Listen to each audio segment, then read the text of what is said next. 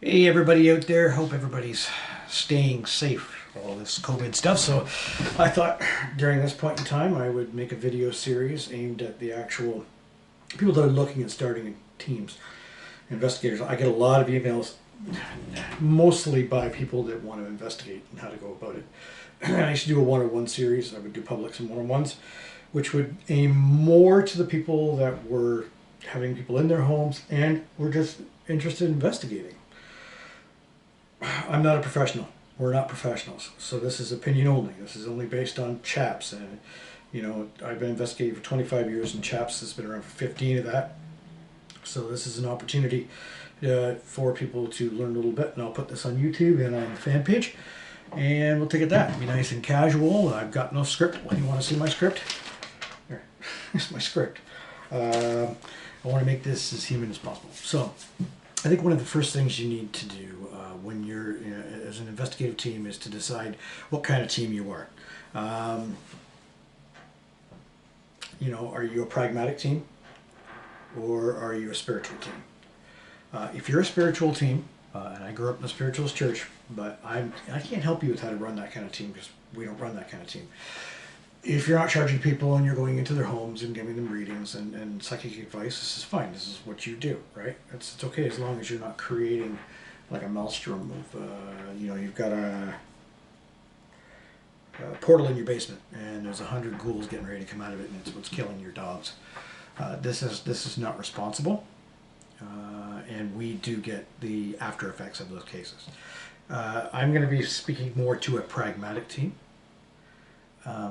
As a pragmatic team, you've also got to realize that a lot of us tend to use the word science. We're a scientific approach. You're not.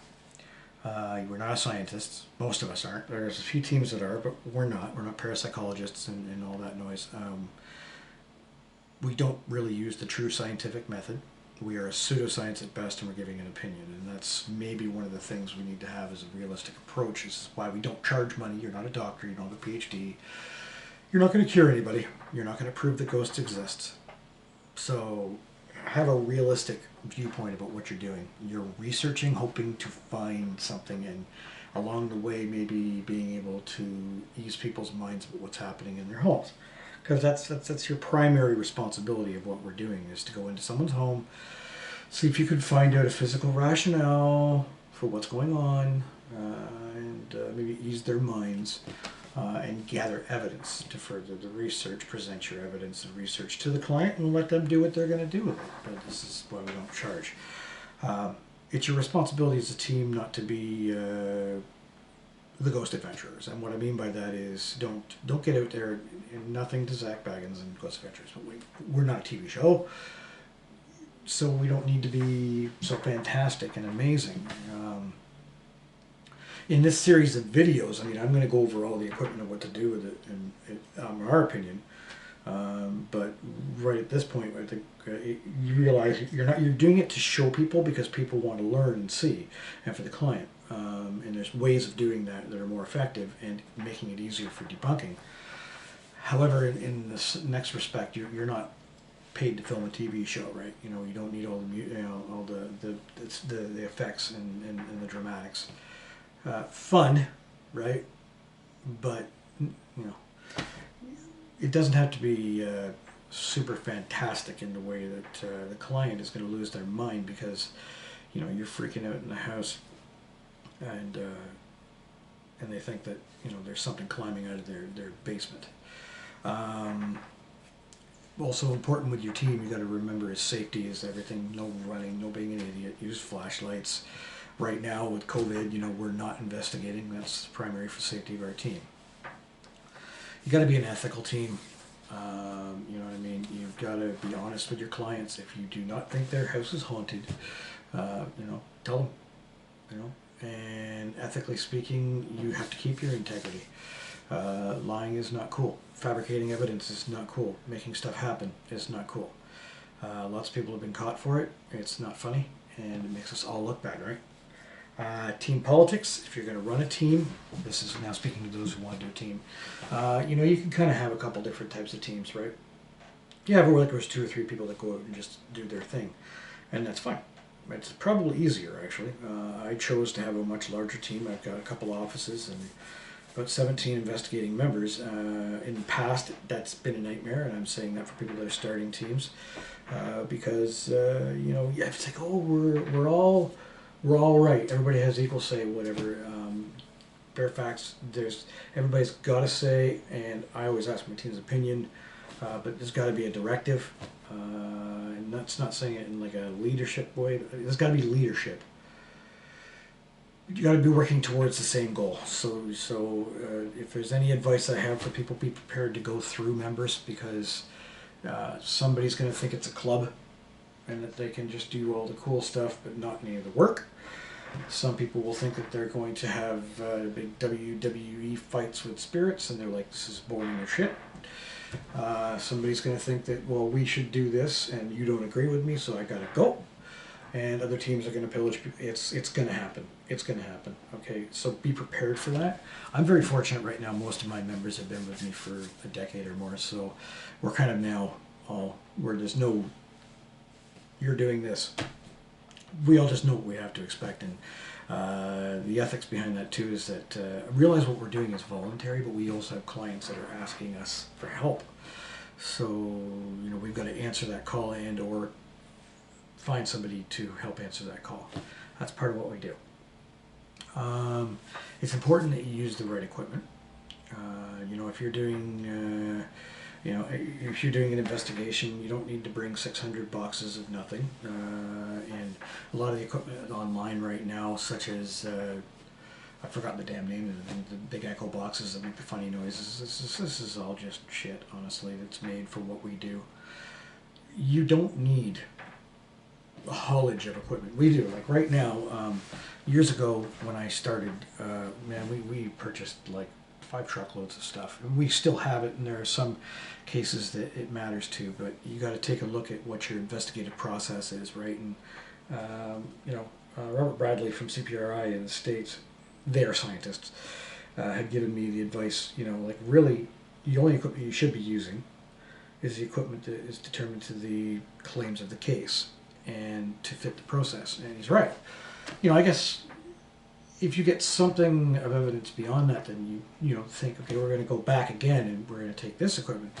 We have a case in Bowmanville, per se, where we had all of it, and then we had a minor bit, and then we got the same kind of evidence. So now the next investigation, we're going to focus it like on 3 pieces of equipment and more observation, and yada, yada, yada. So, but you don't need a $10,000 SLR camera and all kinds of stuff. I mean, we used to take umpteens amounts of cases, carrying cases to a job.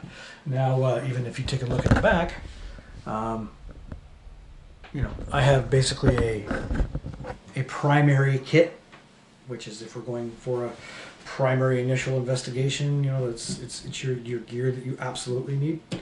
And I think with the claims, you've got to determine, what do I actually need.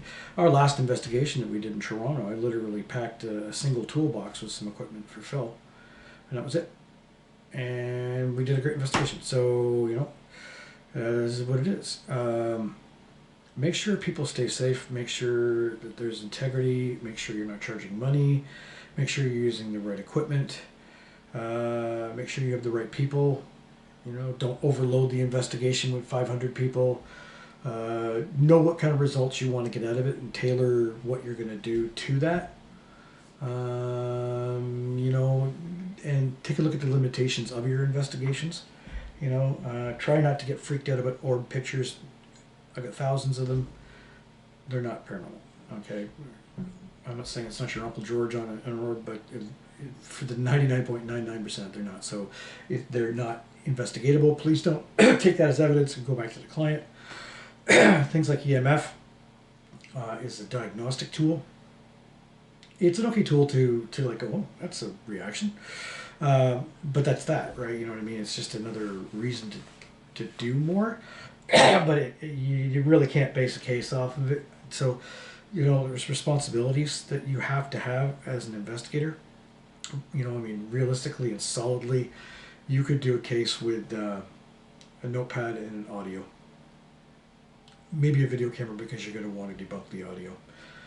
Realize that 90% of audio is what it is. It's just noises. So keeping things just calm, cool, and collected on an investigation, being ethical, being good with your team, realizing that you're a bunch of volunteers is super important. Going back to places that you're investigating, there's lots of places that market themselves as being, oh, look cool and amazing. Look at those investigations. Look at those places, and we've done, I can't tell you how many site investigations we've done. And at this point in time, I take a look at them, and they all got the same damn claims. Now, is that a trend because that's what those claims are like in those places, or is it because they've kind of all lent these stories of each other? I think we've had like 3 places that actually the claims matched up with the evidence. So don't go in with that mindset. These kind of places are cool to do, and look at it like a trip for you. Graveyards. Love investigating graveyards. Why?